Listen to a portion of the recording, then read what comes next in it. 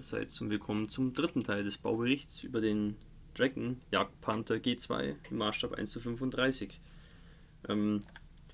Das letzte Video haben wir ja damit beendet, dass ich nicht so recht wusste, wie ich weitermachen soll, vor allem was die Alterung angeht, und insgesamt finde ich, dass das Modell im Moment ein bisschen langweilig aussieht.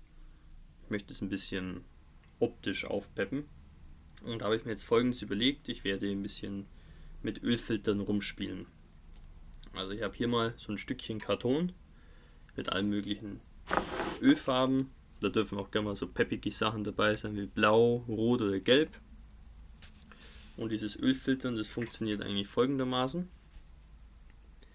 Man nimmt einfach ein bisschen Farbe auf und verteilt hier einfach wahllos so Punkte.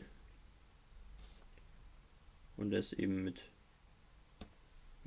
verschiedenen Farben eben, so querbeet.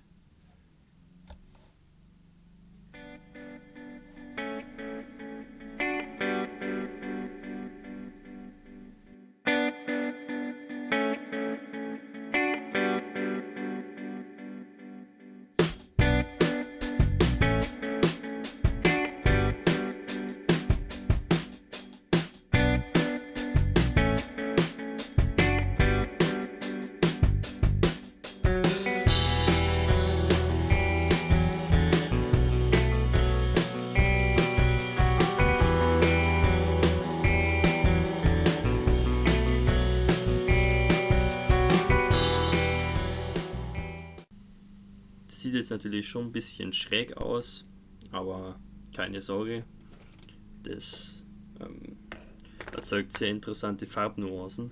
Wir werden das nämlich jetzt mit ein bisschen White Spirit verwischen sozusagen, und dadurch lockert sich das Ganze ein bisschen auf. Es wirkt natürlicher, beziehungsweise da ist auch ein bisschen so ein Schleier, so ein Dreckschleier drüber. Also das ist doch ein recht effektives und einigermaßen einfaches Mittel. So, der Pinsel wird jetzt hier ein bisschen befeuchtet und dann streicht man da schön von oben nach unten und verteilt diese Ölfarbenkleckse ein bisschen.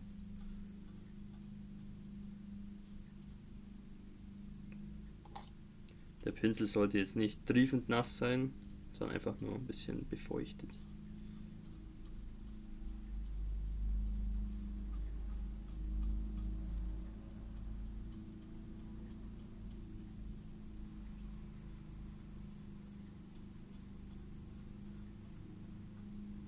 Gib zu, das ist jetzt ein bisschen mühsam, aber es lohnt sich. Das ist halt wieder ein bisschen dieser künstlerische Aspekt unseres Hobbys.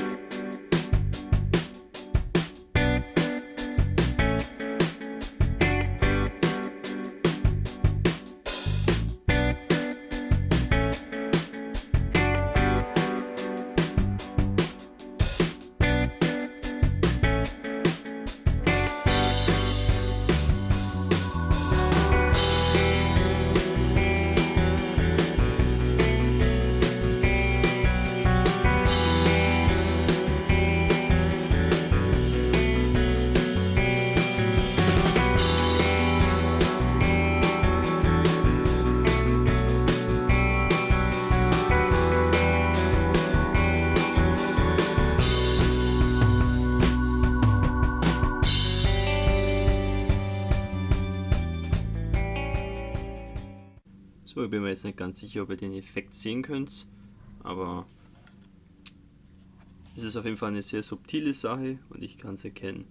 Das lockert das Ganze schon ganz ordentlich auf und sorgt auch ein bisschen für, wie soll man sagen, so diverse Verlaufsspuren einfach, die durch Regen und so weiter entstehen, und es gibt dem Modell einfach nochmal ein gewisses gealtertes Aussehen.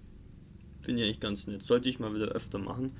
Das ist für gewöhnlich jetzt keine Technik, die ich regelmäßig verwende. Aber ja, vielleicht sollte ich das doch mal tun, von Zeit zu Zeit. So, weiter geht's mit dem ganzen Dreck und Schlamm. Ich habe mich jetzt dazu entschieden, da ein bisschen diverse Schlammkrusten und so am Fahrwerk aufzutragen. Ich möchte es aber nicht über und über verschlammen und verdrecken. Das wäre ein bisschen übertrieben. So, ich habe jetzt hier in dieser Schale ein bisschen Ponal Holzleim und verdünne das jetzt mal ein bisschen mit Wasser. Und das wird unser sogenannter Fixer werden für die Pigmente. Da gibt es ja allerlei spezielle Produkte davon, mit den Pigmentfixer und so weiter, aber das kann man sich eigentlich sparen. Mit dem Leim geht es auch und der ist im Verhältnis natürlich wesentlich billiger. So, und dann streiche ich mal hier hinten die Wanne ein.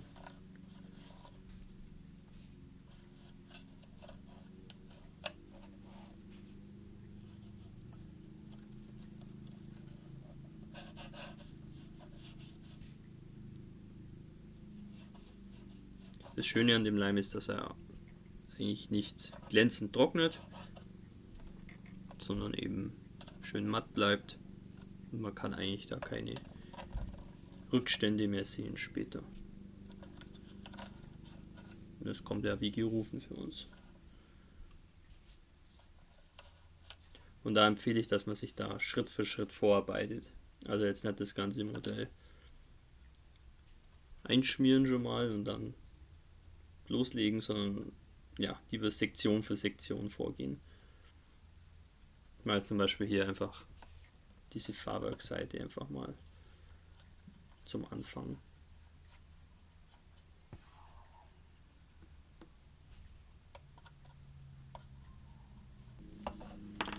So, schön. Dann legen wir mal los mit ein bisschen Russian Earth von MIG. Da habe ich hier jetzt einen ziemlich alten, kaputten Pinsel dafür.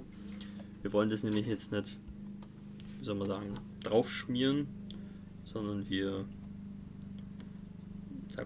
streuen da eher, beziehungsweise tupfen.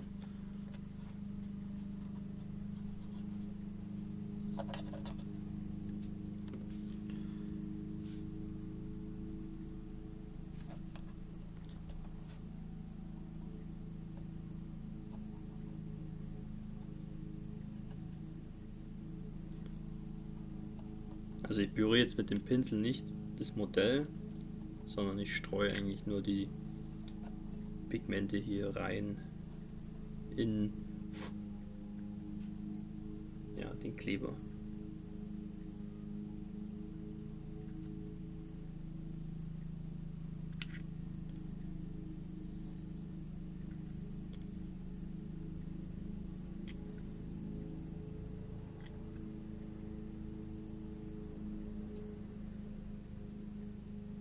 Dabei muss man sich natürlich auch vor Augen halten, wo der Schlamm sich zum Beispiel eher festsetzen kann. Und das ist jetzt hier bei diesen Scheibenrädern oft natürlich hier hinten im Zwischenraum. Das sehen wir jetzt in dem Fall zwar nicht wirklich hin, aber wir können trotzdem mal zum Beispiel hier mit dem kleinen Pinsel stellvertretend hier vorne am Treibrad ein bisschen Dreck verteilen.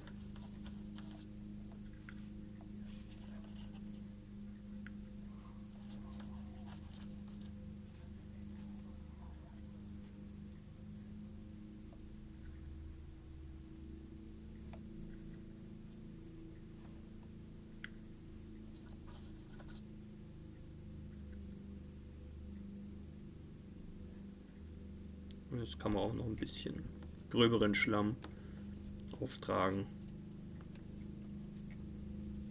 der hier eben so ein bisschen klumpig am Fahrwerk dran hängt.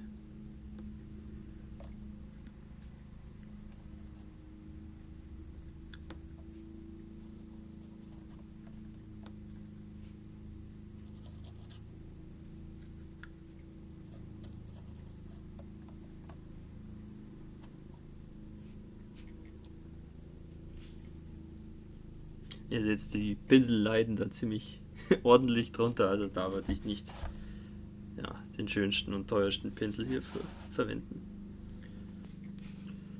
So, damit das Ganze ein bisschen Abwechslung bekommt, können wir dann gleich weitermachen mit Dry Matte von MIG und das natürlich ein bisschen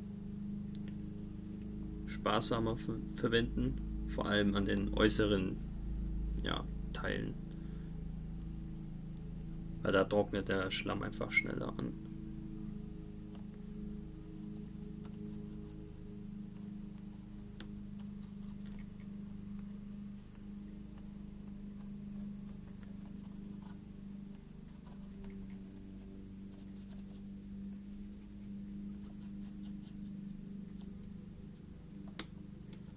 Und so sieht das Ganze aus, wenn es getrocknet ist.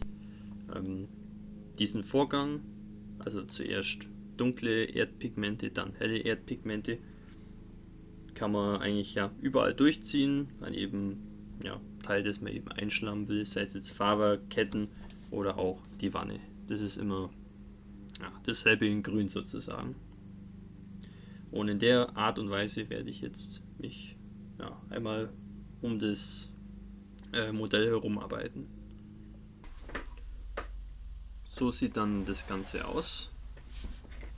Wenn ich da einmal den großen Schmutzfink gegeben habe. Wichtig ist natürlich, dass das Ganze sehr abwechslungsreich ist und Hell- und Dunkeltöne sich auch ein bisschen abwechseln. So ein großer, weicher Borstenpinsel ist auch sehr gut geeignet, wenn man die Pigmente ohne Fixer einfach aufbürsten will, um zum Beispiel das Fahrzeug einfach einzustauben. Und das habe ich hier auch ein bisschen gemacht. Einfach hier die Pigmente ein bisschen verteilen und aufbürsten. Der Pinsel hat nämlich den Vorteil, der massiert die Pigmente förmlich rein in die Oberfläche. Da braucht man sich eigentlich keine Sorgen machen später, dass sie wieder abgehen sollten. Da kann man sich den Klarlackern eigentlich schenken. So ein paar Öl- und Treibstoffreste sehen natürlich auch immer schön aus. Das ist hier von AK Interactive Fuel Stains. Das sieht auch richtig lecker aus. Wie richtiges Öl eben. Jetzt er die Fäden zieht. Lecker, lecker. Da kann man jetzt einen ziemlich dünnen Pinsel verwenden. Und das kann man jetzt zum Beispiel hier hinten an dem Benzinkanister auftragen. Wir werden jetzt hier ein bisschen, der Verschluss nicht ganz dicht wäre, wenn da ein bisschen Öl rausläuft. Oder Treibstoff in dem Fall. Man kann aber auch zum Beispiel hier an den Laufrollen ein bisschen ausgetretenen Schmierstoff darstellen, der da ein bisschen rumsifft.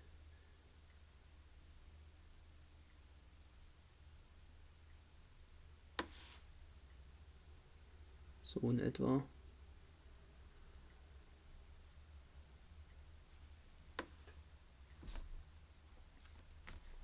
Oder auch hinten am Fahrzeug, hier diese Schmieröffnungen, da kann ja auch ein bisschen Öl rauslaufen. Oder Schmierfett.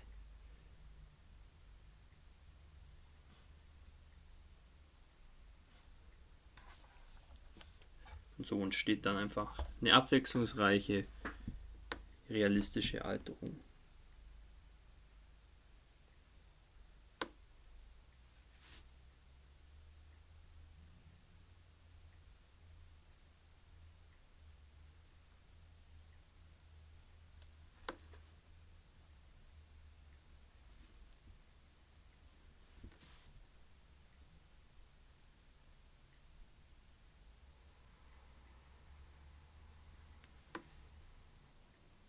Für ein bisschen mehr Abwechslung beim Schlamm kann man auch ein bisschen Tonalleim und Pigmente vermischen und das Ganze mit ein paar Tropfen Wasser ein bisschen streichfähiger machen.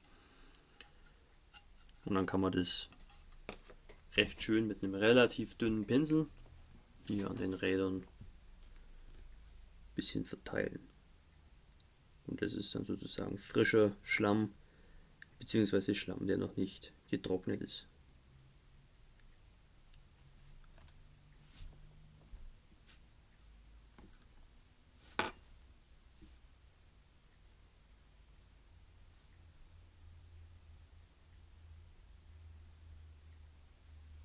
Zu guter Letzt brauchen wir noch mal ein bisschen Metallfarbe, zwar Matt 91 Eisen.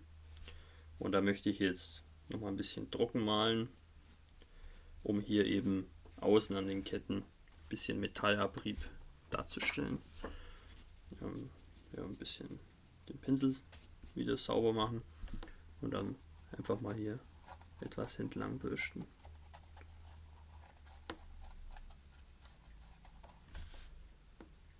Ja, das sieht ganz gut aus.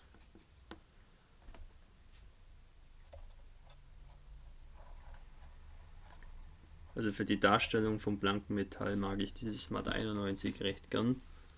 Aber Matt 90 Silber ist auch recht schön, wenn man es noch ein bisschen greller braucht. Damit wären wir auch wieder am Ende des Bauberichts. Ich persönlich bin sehr zufrieden mit dem Ergebnis. Sieht eigentlich schon recht ansprechend aus von der Alterung her.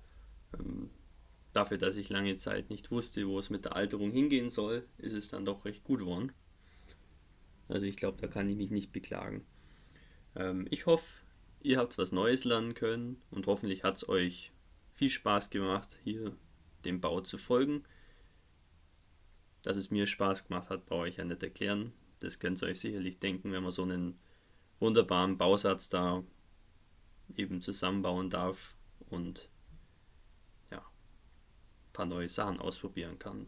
Das finde ich immer besonders interessant. Also doch, war eine spaßige Sache und ja, das Ergebnis befriedigt auf jeden Fall. Ihr seht jetzt im Anschluss noch ein paar Detailbilder vom Modell und damit verabschiede ich mich dann auch und wir sehen uns im nächsten Video wieder. Euer Hamika Vargas.